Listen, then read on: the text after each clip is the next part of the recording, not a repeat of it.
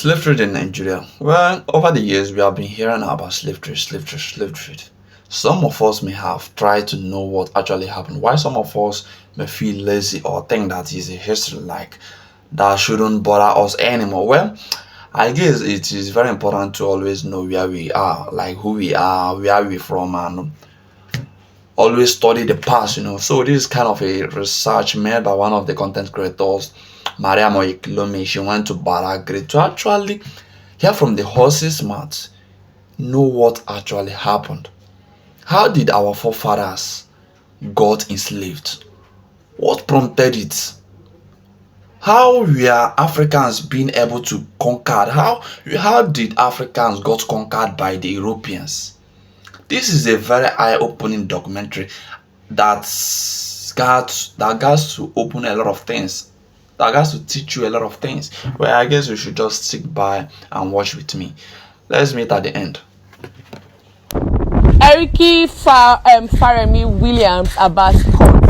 Barracoon of 40 slaves sell. Let's go inside.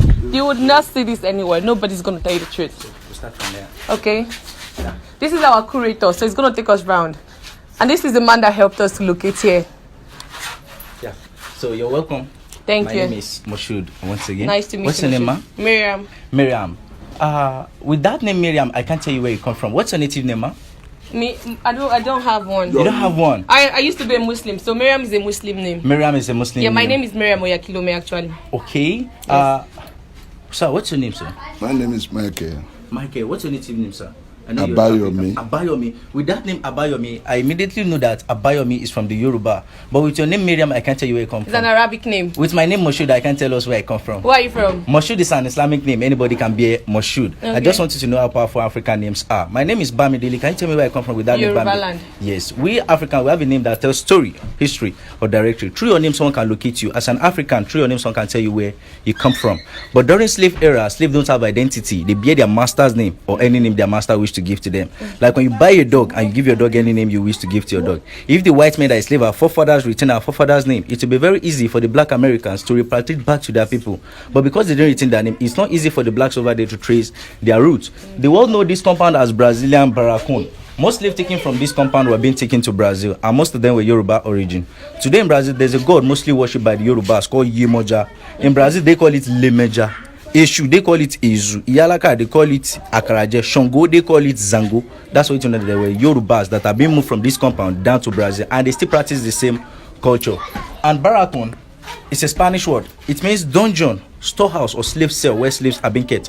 In this compound, we have a total number of 40 rooms. Okay. During slave era, 40 slaves were being kept in each room. Okay. 40 times 40, 1,600 slaves were being moved in and out of this compound every 3 to 4 months.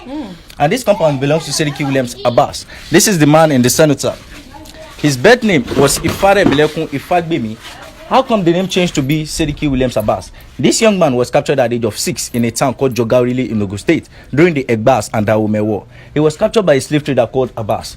Abass was a black man, an Islamic scholar who lived in Dahomey.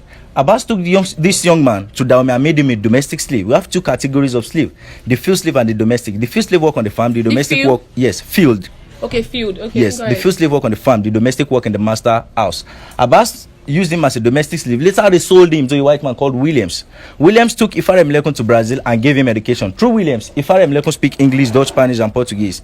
And while working for Williams, whenever Williams is going out for his business, he takes this young man along with him, consciously showing him his business.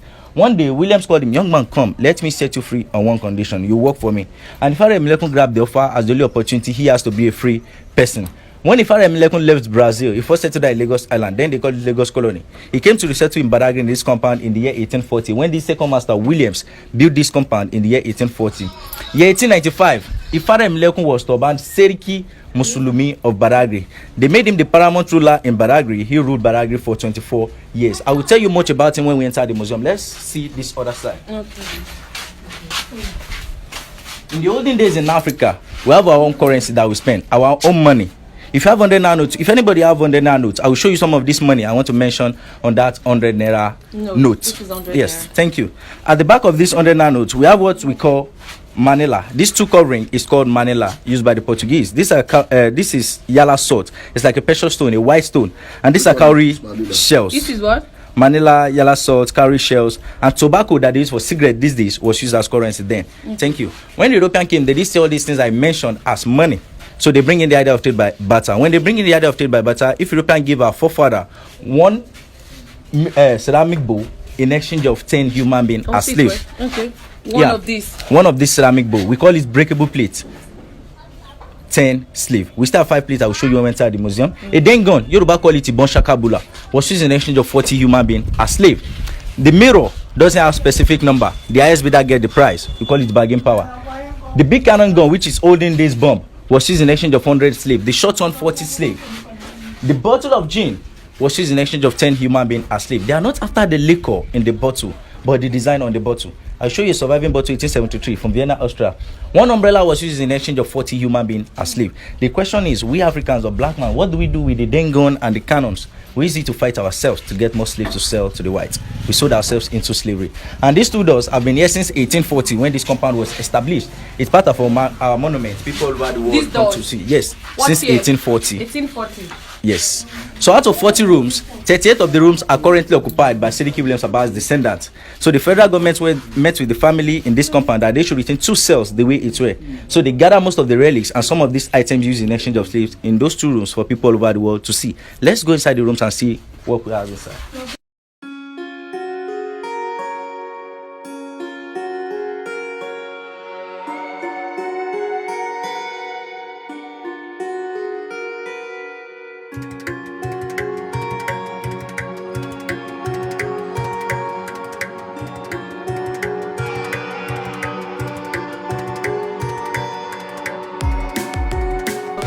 Okay, this was the cell, as small as it is.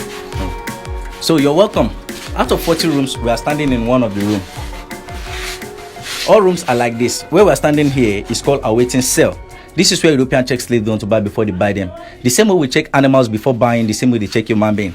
They take the eyes, they check the dentition, they hit them in the stomach to nip their feet. Because their aim and objective is to take them to where they're taking them to work for them on the farm. So they need healthy slave. Slave above 35-40 are called macrons. European rejects such slave.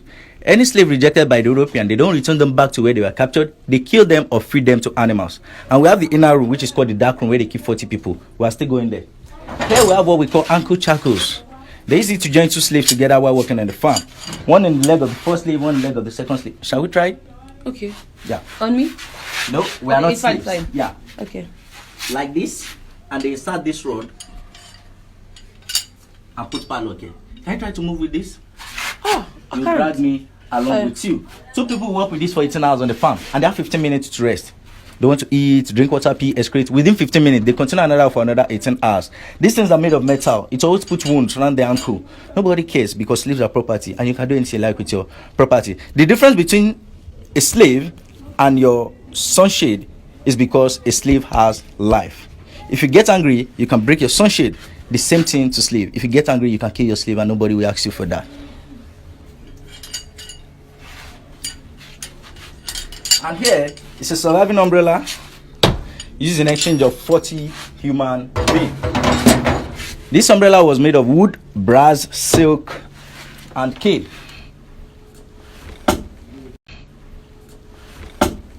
As heavy as this umbrella is, one slave boy have to put it on the head of the master as long as the master will stay outside.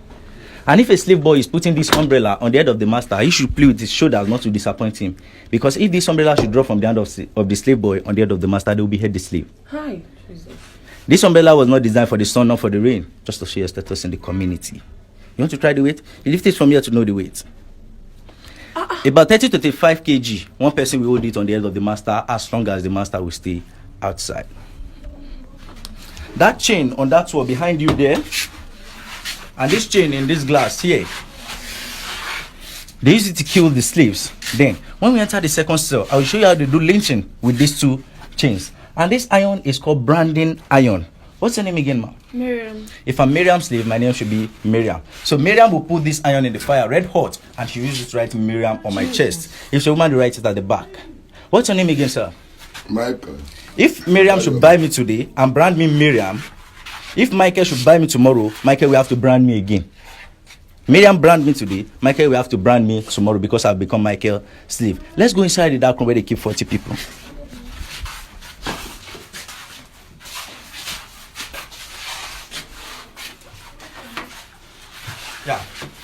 That's why we call it dark room.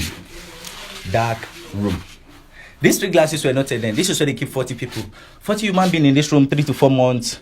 This is where they pee. This is where they excrete. Because of the odor, some will vomit. Even women or menses have to do it on themselves here. Hi. 40 people in this place, 3 to 4 months. That's the only ventilation they have. And there was a door here before they will lock the door. So they'll be here for 3 to 4 months. Let's see closely how many people have died in this kind of situation. That's why I do tell people, whenever we are here, we are not here to catch fun, but just to feel the pain the people in the past have felt, our freedom fighters. Here we have a surviving bottle used in exchange of 10 human beings as slaves. Like I said earlier, they are not after the liquor in this bottle, but the design on the bottle. Many people have asked me, where is the design on this bottle that was 10 human beings? If you put on your flash, you'll see the design It's on your on the flash. bottle. On your flash. You can check it. That's the design. That was why they used it in exchange of 10 people. So that bottle represents 10 human beings because of that design you saw. And these are gramophone records used by Seriki Williamsabassslavemuseum. These days we use cassette CDs. Most times we use our phone. And this brass was given to Seriki as a gift by the Brazilian when they made him the paramount ruler. And this kettle was given to him by the European. These are cowrie shells used in those days. Here we have surviving ceramic bowls used in exchange of 10 human beings as slaves. It doesn't matter the size. This was used in exchange of 10. Same thing applicable to this and the rest. So we have 50 human beings in this glass. Oh. Because Seriki was a Muslim then, this is where they keep his water for ablution, his soup pot, and his drinking pot. Let's see the second cell and see what's inside.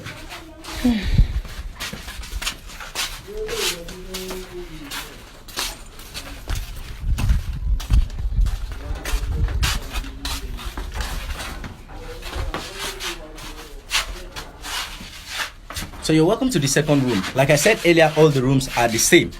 A waiting cell and the dark room. Here's a local mannequin showcasing Seriki Williamsabass's cloth. The original cloth he wore the day they made him the paramount ruler. This is it here. And the chair he sat under is the chair over there. And here is punishment given to any disloyal slave.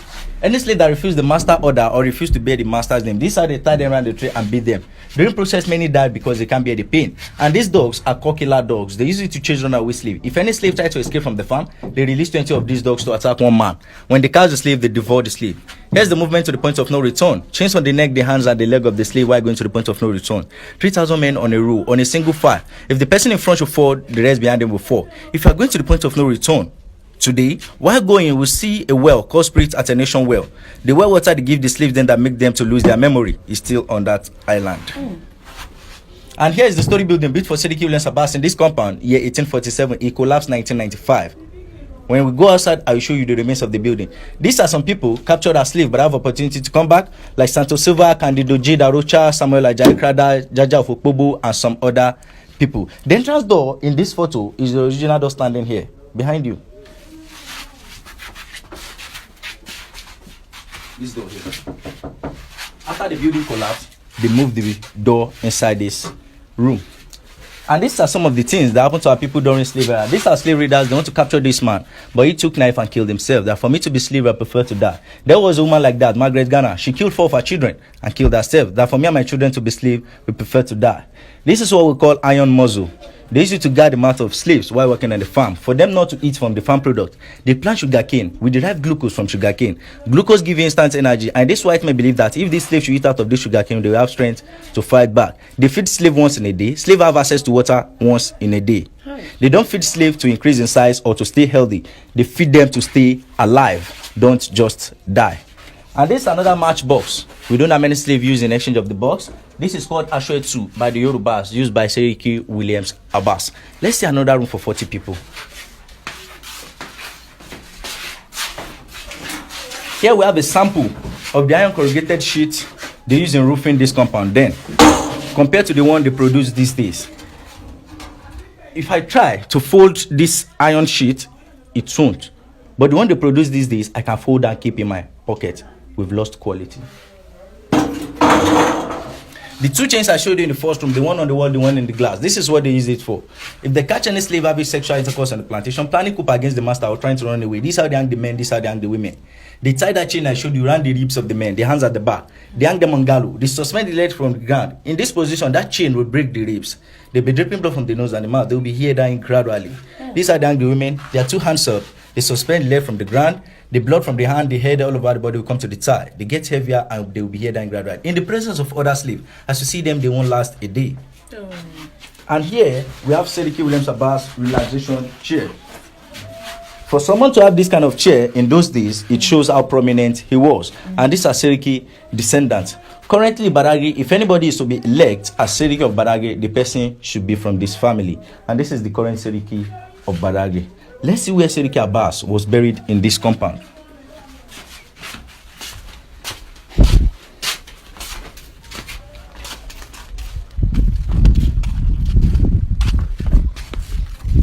This well was dug in the year 1847 by the slaves. If you look inside the well, they didn't use ring for the well. They used burnt bricks. So they set the bricks one by one. So it was done by the slaves. Burnt bricks. Okay. And the same burnt bricks they use in constructing all the rooms in this compound. In 1962, the family of Seriki Williamsabass used cement to hold the walls. Okay. This place used to be Seriki Williamsabass court, where he passes judgment to the Muslims community and where he had meeting with any king in Nigeria that want to have meeting with him then. And this place used to be his chamber where he relaxed himself. That relaxation chair was inside this room then. We still have some rooms behind it. Let's see.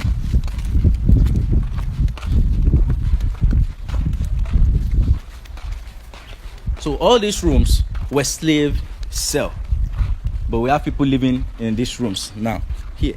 Okay. So all in total 40 rooms and 40 slaves in each, and all the rooms are the same: a waiting cell and the dark room.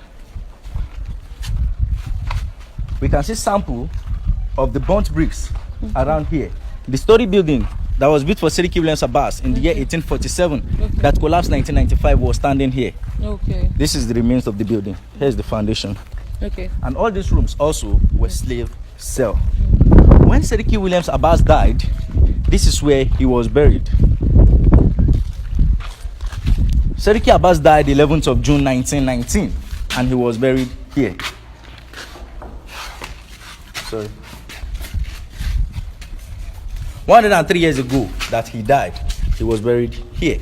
Later, the Brazilian came back to build this mausoleum on his grave.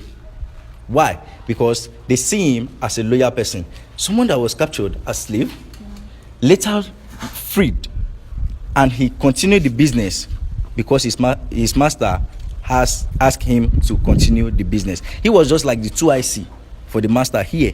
The master cannot be here and be in his hometown at the same time doing the business. So he needs somebody that he can trust, that will understand our people language here. That was why he sent Seriki down to Nigeria. And this is the tomb of the last son, Saka Ajao Abass. He was given birth to 1913. He was at the age of 6 when his father died. His father was at the age of 6 when he was captured as a slave, and he died 1987 at the age of 74. So you're welcome to Brazilian Barracoon. Do you have any question? I'm so weak. I don't even know what to ask. Do you guys have any question? Like, my mentality has really changed coming here. A lot of things has changed, my mindset, and I was even emotional in there when you tried to use that stuff on my leg. I couldn't move. I saw it in your eyes. Well, You almost dropped tears. I almost did. I saw it. I don't know what to ask. Do you guys have any question? If you don't have any question, maybe if you see some other museums, you may have questions. We still have like 4 other sites. Shall we? Okay. We shall. So, this compound used to be slave cell, where they keep the slaves while waiting for the arrival of the slave ship. The slave ship will spend up to 3 to 4 months on the sea before getting to this place. So they'll keep the slaves in this compound for 3 to 4 months. That's why I said they moved 1,600 slaves into this compound and out of this compound every 3 to 4 months. And while taking them out, there was a road here before. So they'll cross them through this lagoon to the other side, and they walk on that island. It is called Berefo Island before they take them to the point of no return. And while going by the right, we'll see the spirit attenuation well. If you wish to see the point of no return, we'll go. Let's everywhere. go. We wish to. Hi guys, so we're going to the first story building, 2-story building, right? Yes, that's 1-story building. 1-story building in Nigeria. First story building. When was it built? It was built in 1845. Okay, let's go inside and see. This is first story building in Nigeria, built in 1845.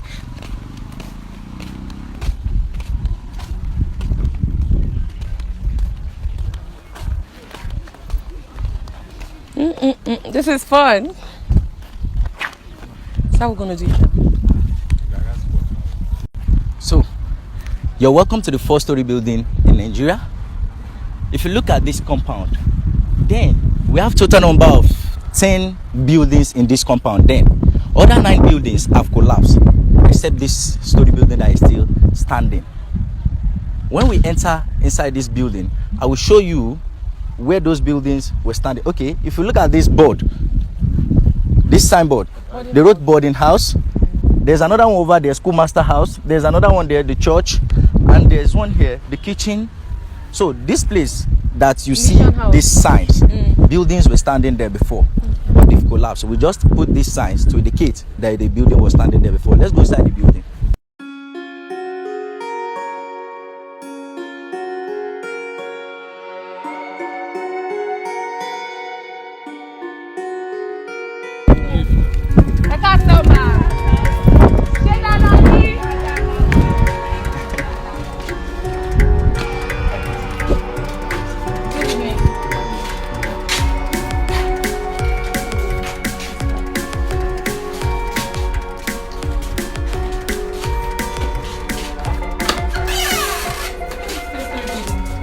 Yes, now.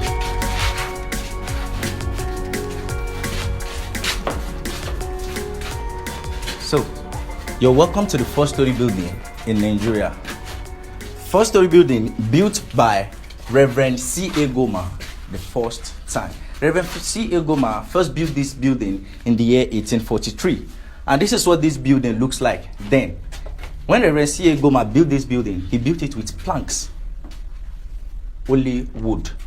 But when Reverend Henry Townsend came in, he rebuilt it with burnt bricks, the way it looks like currently. That was when Reverend Henry Townsend rebuilt this building with burnt bricks, and Reverend C.A. Goma with planks. Here we have some of the things they use in constructing the building. This nail, we all know this nail, right?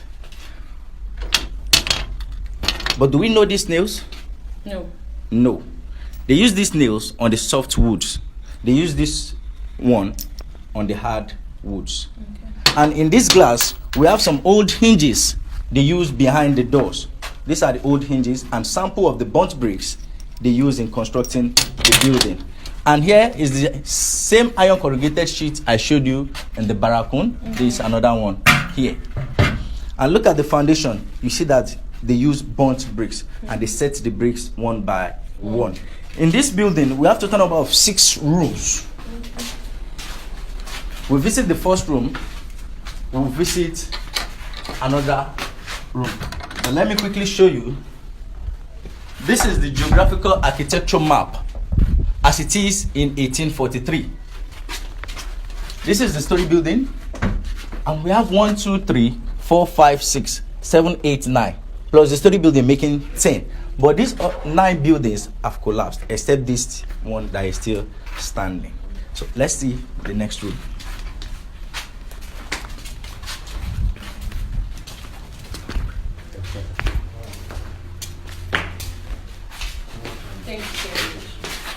In this room, we have the painting of a tree called Agia tree.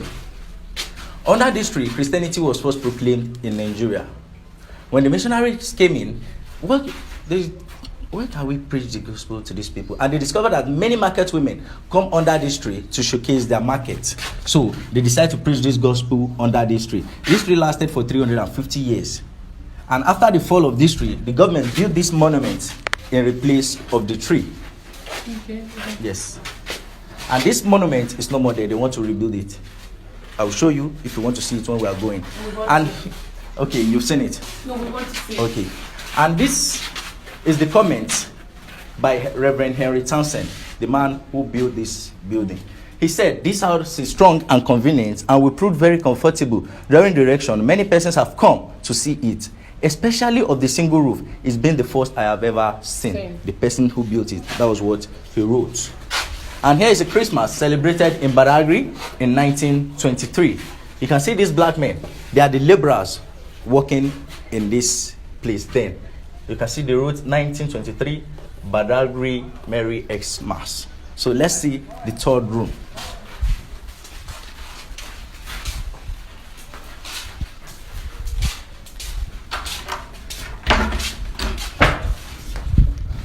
So this third room used to be the room of the first Western teacher. Okay. First teacher in Nigeria. This is him here, Mr. Claudius Phillips. He came in with the early missionaries.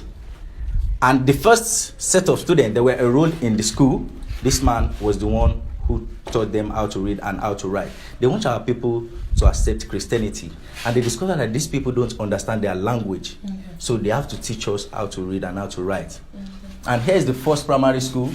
It's at the back of Mobile Filling Station. If you want to see the school, it's still standing. I'll show you if you want to see it. I'll take you there. And the first set of students that were enrolled in this school were 40 men. Not women, not children. 40 men. And each one of them spent 12 years in school. The youngest among them then was at the age of 46. And each one of them spent 12 years in school. I just imagine when my father would come back from school and tell me that our teacher flogged me because I don't. Let's go.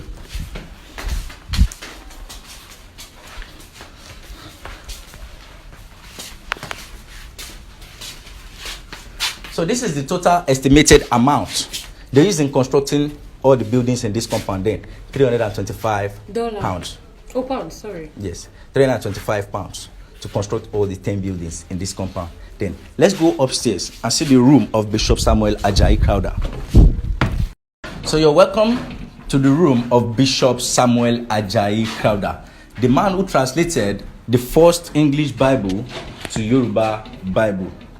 And here is the first English Bible brought by the early missionaries, Reverend Henry Townsend, in the year 1842, because Reverend Henry Townsend came in the year 1842. And this is the first Yoruba Bible translated in the year 1845, 3 years interval.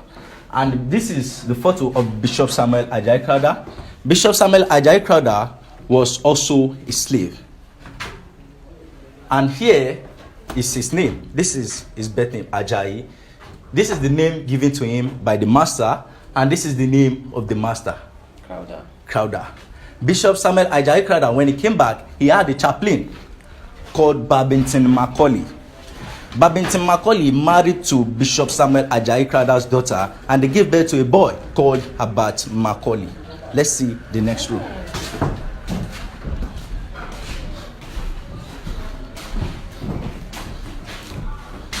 In this room, we have the photo of Reverend C.A. Goma, the man in charge of the building. And we have the photo of Reverend Henry Townsend, the man who rebuilt this building the way it is. And this is the photo of Thomas Birch Freeman, the man who sowed the seed of Christianity in Nigeria. Let's see.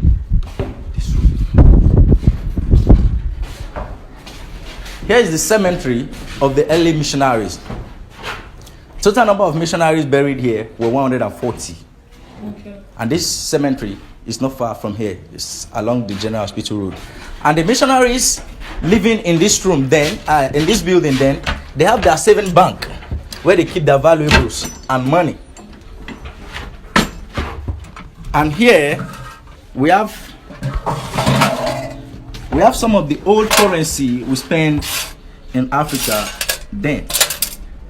These are cowrie shells, and these are the coins we spent then before they introduced note. This is £1 note. This is Abass Macaulay. You can see. Can you help us open it? Let's see. Okay. £1. Let me tell you a funny story about this £1 note. Okay. When I was young, my brother stole this £1 note from my father, and he took it to school, thinking that he can finish this money just in a day. He went to school with this money. He bought things for his friend. He bought for himself.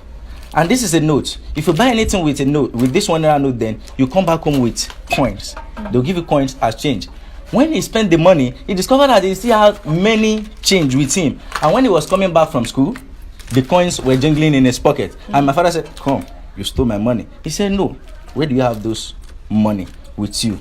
Then this 1 naira note is just like 10,000 naira. Then that one person cannot finish in a day. But these days, if you give me 100,000 now, I'll finish it within seconds. Let's go downstairs. We'll go downstairs and see the well called Miracle Well. Miracle well. Yes. Is it the first well? No, that's not the first well. We have many wells in Miami.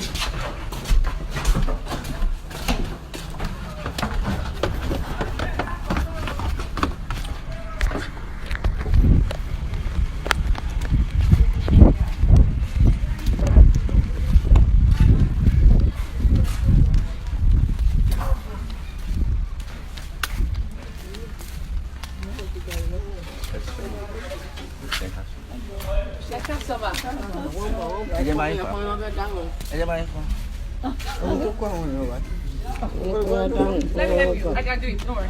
Let me do it. This is the miracle well. Yes, this is the Miracle What does it do? Well. This well was dug in the year 1842. Okay. And since this well was dug, it has never run dry, it doesn't change color, and it doesn't have taste. Many people visited this place, and when they hear about the water, they develop interest. Some people took this water home and prayed on it, and came back to testify that when they prayed on this water, it really worked for them. You can see these women here, they came to pray on this water and they will take it home. That was why they named it Miracle Well. Tourists named it Miracle Well, not the missionaries. Every other well water has iron in it, but this well water doesn't have iron. It's drinkable.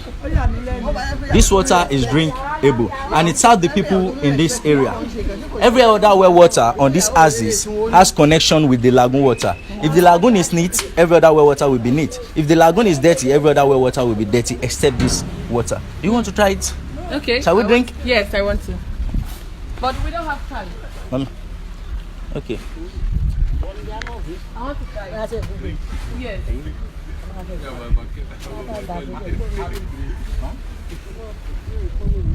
How will I drink now? You put it on my hand. Then in primary school, we stretch our 2 hands to drink water. I'll just wash my hand and drink. Miracle water. Let me wash my hands first. I cover this water in the name of the Father and of the Son and of the Holy Spirit. As I drink, you will not cause harm to me. Let's go. Ooh, with my hair, let's go again.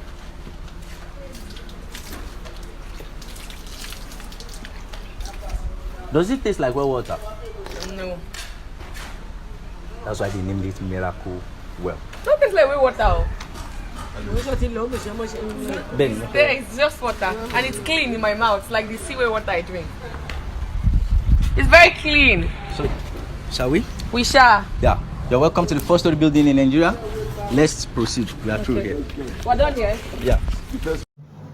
Yeah, so beautiful of that video documentary, like historical document of the slave trade in Nigeria. You know, is a very beautiful story, a very beautiful research, that's and also educative content. You know, made by Miriam Oyakilome. You know, in Badagry. You know, when I was a child, my grandfather do tell me something. He do narrate what he witnessed during the slave trade. You know, what actually happened to him. Okay, let me just narrate it a bit. My grandfather used to take snuff. You know, like the grinded, I don't know what people do call it, but snuff, we do call it snuff. You know, my grandfather do take it. So he loves it a lot. He doesn't play with it. So one day when he was just coming back from work, one of his close tight friend, he was carrying firewood on the head. So one of his close tight friend saw him and approached him and was like, "Hey, Benko, come, We have visitor Sherry Snuff. Come and take yours. My gullible grandfather dropped his firewood, the bunch of firewood he was carrying, and rushed to take his own share of snuff. On getting there, he saw a lot of people packed there, caged. He had to run for his dear life. Oh, that always always make us laugh whenever he start narrating that story. But that's to show you the kind of activities people we are doing then, the kind of like how people we are getting captured, how Africans we are getting captured, how Africans we are betraying their brothers and selling their brothers to slavery. It's a funny thing to say, but it was reality. It was reality. Africa actually sold themselves. Africans actually sold themselves to slavery. It's a reality. So this is the story actually tells us a lot about how far we have come, where we are coming from, and the reason for Africa's underdevelopment, the reason why Africans or Nigeria is still the way it is. You understand? Because according to the story, these people looted a lot of things from Africa. They looted a lot of miracle resources. Well, I can't possibly say what they did in many years ago is still the reason why Nigeria or Africa is still poor. No, that's not it. Because despite what they did or despite what they took, Africans, Nigeria still have enough resources to develop our country. But these people really did. They really hunted us down. They really took a lot from us. They really benefited a lot from us. Even in this video, we also learn about some of the things Africans we are getting exchanged with, like things like cup, gun, plates, ceramic plates, bottle. Imagine imagine something like human being exchanged with bottle and gun. Africans getting their brothers, capturing their brothers just to exchange them with gun. Just like the curator said, what do we Africans need gun for? What do we need the bottle for? They were all interested in the design on the bottle, not even the liquor. What are they, or like what do they need gun for? They use it in capturing themselves. Just the same way my grandfather's friend wanted to capture my grandfather. But sometimes I would just be like, why didn't he allow himself to be captured? At least by now I would have been a foreign person. Like by now I would have been a black American. Come on. I would have been a black American than this place. It was out of his stubbornness where he was resisting. I'm not going. Look at those people that got captured. They are now the one enjoying themselves as black Americans. But that's a funny word to say, Sham. That's a funny word to say though. But that's to tell you what Africans really pass through. Imagine someone capturing his own brother just because of gun or even mirror. Imagine as dumb as it can be, but it's reality. It was reality. That's what people we are doing. Africans, we are capturing themselves. We are capturing their brothers, selling them into slavery in exchange of things that are not really relevant, things that doesn't make sense. Gun, ceramic plate, kettle, umbrella. In exchange, imagine gun getting exchanged with 10 human hairs. That's to show you how far Africans has gone. That's to show you the struggles of Nigeria, the struggle of Africans, what they faced then, how our own people betrayed us. It's quite an appalling experience. Yeah, very sad story. And to think that this history, the teaching of history, got diminished all of a sudden, vanished from the school, is another thing to talk about. I mean, when you go to our education sector in Nigeria, you really don't know what's happening there. You really don't get their plan towards returning some of this history, some of these things that happened in the past. Many of us actually don't know about these things. Many of us, we are not taught. Nobody teach us. Many of us actually don't know much about this. We really don't know anything about our nation, things about our continent, the struggles our country has been over the years, the struggle our continent has been over the years. Because come on, this slavery of a thing doesn't just happen. It didn't just happen only in Nigeria. It's something that happened almost all the countries in Africa. Almost all the countries in Africa. Yeah.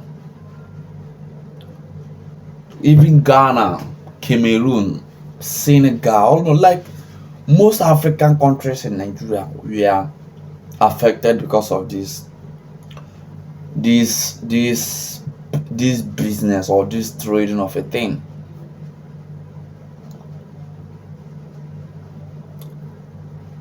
It's such a sad story to say. Like, it's very, very sad. How far Africa has gone, how far the country has gone, the struggles of our forefathers to resist. Imagine the things the forefathers faced. Imagine how using iron to cage each slaves, to make sure they don't run away, they don't get freed, they don't get their freedom. Even those slaves that they use in working on their farms, that work in their farms. Imagine how some of them get iron, how the slave masters always use iron cover, things that can cover their mouth so that they won't be able to feed from the plants or from the fruits, because they know too well that if an African man,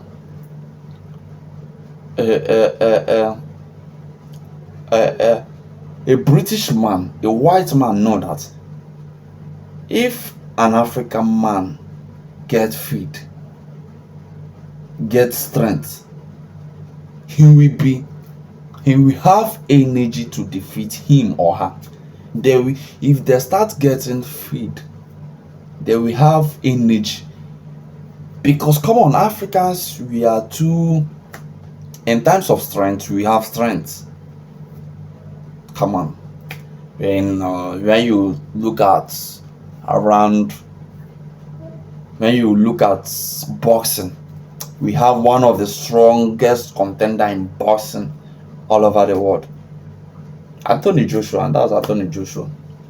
An African blood, not just African, Nigerian blood. You don't compare us in anything. Africans, blacks, we are always strong, we are always energetic, we are always physical fit. You can give it to you anytime, bone to bone, man to man. You don't, as a white man, you don't challenge us in fights. Why? Because an African man feed heavy food. Swallow, we eat swallow, get enough energy. Eat rice, get enough energy. Chop corn, chew corn. Heavy pounded yam, get enough energy, so that we will be able to fight anyone. Yeah, so they know too well that if they are to allow an African man get food, they will blow the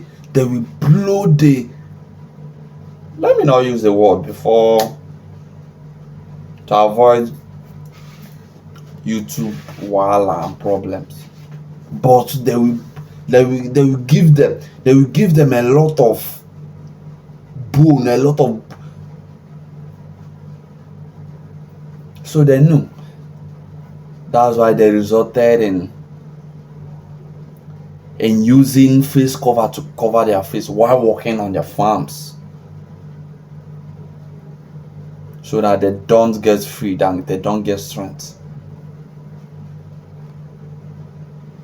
Slaves that we are not physically fit, they strangle them to death or feed them to their animals or to their dogs.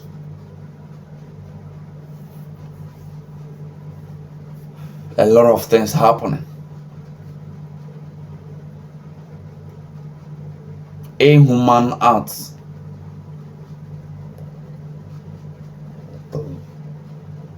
By the whites.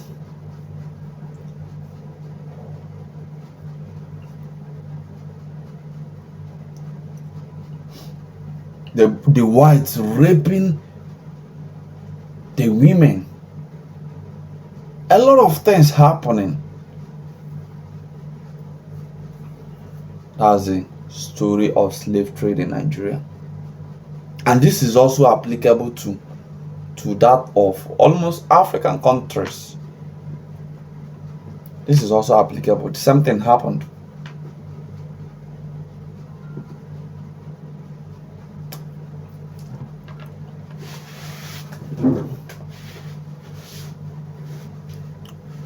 Something happened. We will keep, and sadly the school system doesn't want to keep returning these historical events or situations to the memory of the young teenagers or the young people who are just growing up, now making it look like the story is now fading away. Most of the things I said in this video, I was not aware. I don't know them. If not the few things my grandfather always share with me.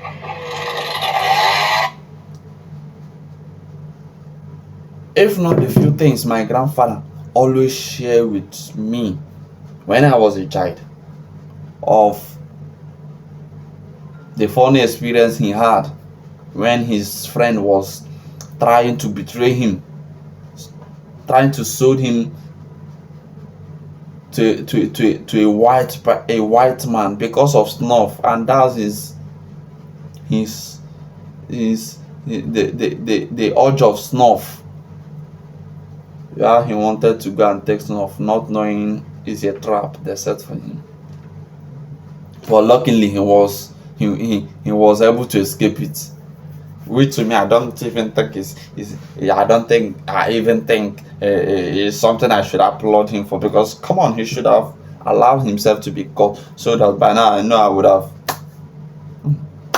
I'm just playing. Don't mind me. I'm just playing. But that's just to tell you things our forefathers passed through. You understand how they were able to get packed in the same room, almost the same room. There, where they eat, feed, they excrete, urinate, do all sorts of things. If you get weak along the line, the person can just die off, and others will continue. Slave trade in Nigeria is such a sad story, and it actually happened years ago. It's such a sad story. But the promise is we'll keep making research. We'll keep bringing some of this educative, historical content. Lives of blacks, the well-being of blacks, history of blacks, treatment of blacks, how blacks are getting treated, how the lives of blacks, how they are living, how they are coping in different environments, being it Europe, America, Asia, wherever they are, how blacks are getting treated. Come on, because a lot of racism happening almost all the white countries. So we keep on bringing these ideas, these contents for our people to enjoy, for our people to see. In the creation of this world, according to the Holy Book, everyone was created together. Everyone was created together. And sadly enough, the people that brought religion to us were the people that got us enslaved. The people that brought religion to us. If I'm to ask, Christianity, we are Christians, we are more. Yeah, Christianity, who actually brought Christianity to us? And these people. And these people were also the one that we are enslaving Nigerians, Africans. There in Slave Coast, Ghana, a very big church was built above the slave bunk. Is it called slave bunk? Where slaves are being kept under the ground dungeon. Yeah.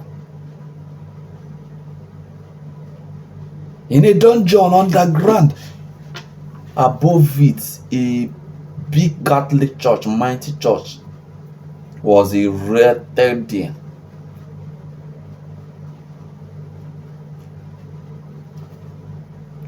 That's Christianity. That's the religion these people introduced to us.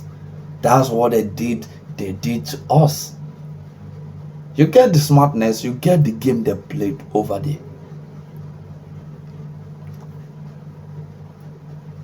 That's the people that told us, thou shalt not kill, thou shalt not harm each other, you shall love your brothers and sisters. But how did these people started? They started by harming us, harming Africans. They started by stealing us. Yeah, we are getting stolen. Imagine you wake up and you are walking somewhere, and all of a sudden someone steal you. That sounds funny, right?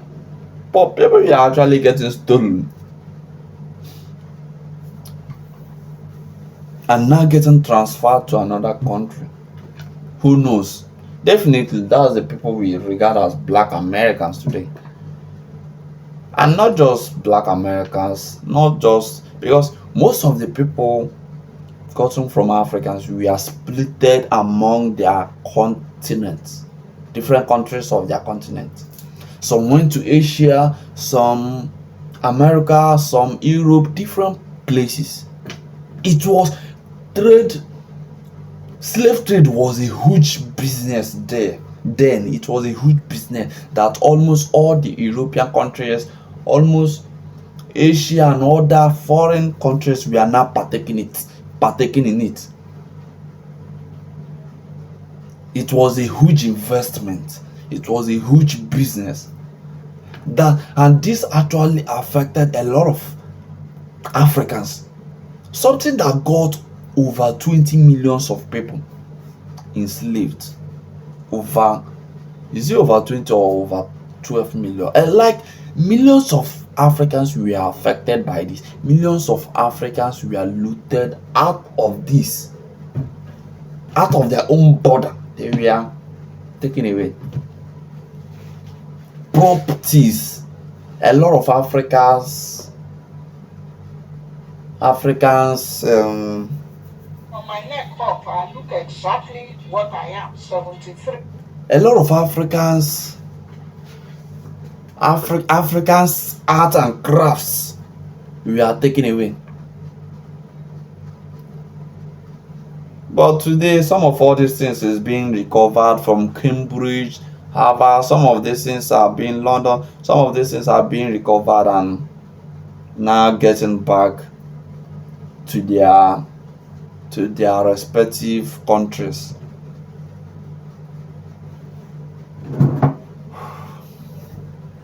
It's a very beautiful story. That's an educative story that teaches you who you are as an African, who you are. As an African, your story, the story of your forefathers. Most of us, our grandfathers witnessed these things. Our grandfathers witnessed it. Even some of us, our own fathers also witnessed this. Some of us, our fathers also witnessed this, also had these experiences. Also, some of us, our fathers, our mothers, our grandmothers know when these things happen. We are now in a modern age. No one is talking about yesterday. We are talking about today and tomorrow. But in every country,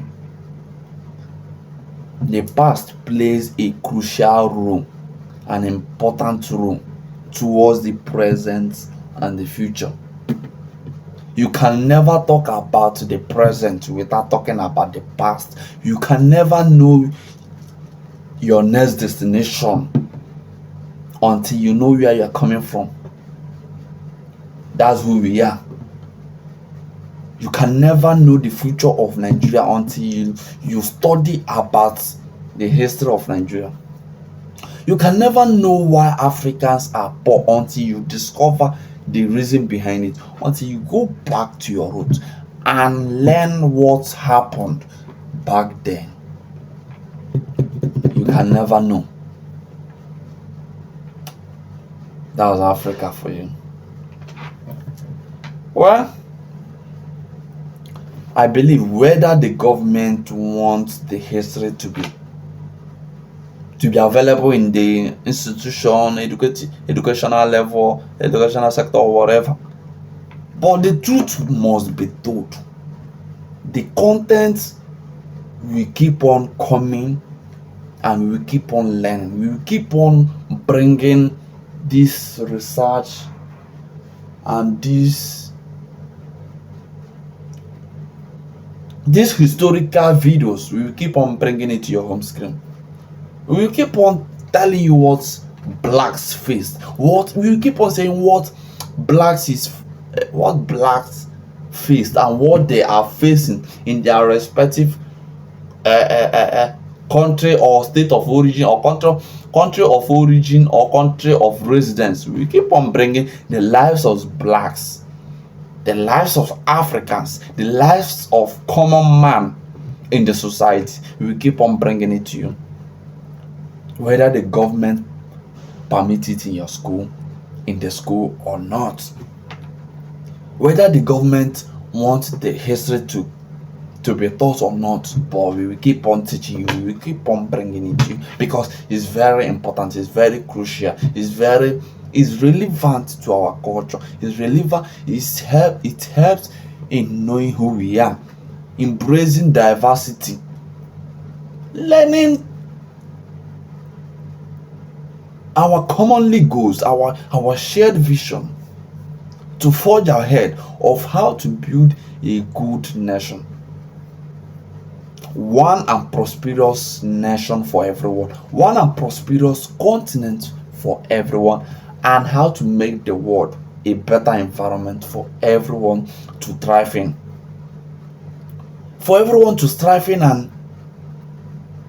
and feel safe, not blacks feeling intimidated in a foreign land, not blacks getting racial abuse, getting maltreatment in foreign land. That's not what we are doing. That's not what we want. We want to make sure that blacks get protected, get enough protected. They feel they can voice out their opinion, they can say whatever they want without feeling intimidated, without getting abused, without getting any racism of all kind, be it in politics, in music, in football, all sectors of life. We want the blacks to be inclusive. What we are fighting is not against the white person. It's not the fight is not against, it's not black against the white. No, we are fighting for inclusion. We are fighting for love. We are fighting for good treatment. Black should be included without any form of racial abuse in whatever, in decision making, in all kinds of sectors. That's what we are talking about. How black should cope the normal way people should be treated. Those way white people are getting treated, black should also get such treatment. Simple as that. But in everything, we will keep on bringing all these beautiful content to you. My name is Bright Abass, and the video you just watched is a documentary made by one of the Nigerian content creators, Maria Moyekulome. She did her best going to Badagry to investigate, to make research about this thing. And my respect to her, and the original copyright goes to her. So in everything, we will keep on enlightening you more. We will keep on bringing these ideas, this content, this kind of content to your home screen. And if you know at this point you haven't liked the video or you haven't subscribed at all, what are you still waiting for? Just like the video so that YouTube can also be pushing it more, so that other people will see, will watch and understand and learn from it and know what our forefathers passed through. They will watch and learn their origin and learn what happened and know places they are from. Some of us, we really don't know who we are. It's high time we start watching videos. It's high time we start getting some of this educative content to know who we are, where we are from, our origin. And we are here to make sure you achieve those things. All you just need to do for us is be part of our community by subscribing to the channel, and we'll keep on bringing this content for you. Don't forget, like the video so that the YouTube algorithm can push it more further for people to see and also enjoy and also benefit from it. As I said before, my name is Bright Abass, and I wish we all can learn, watch this video, and and get educated from it. At this point, I will be signing out. I think I've said enough. We will keep on learning, we will keep on evolving, we will keep on getting educated. Thank you for watching. Bye.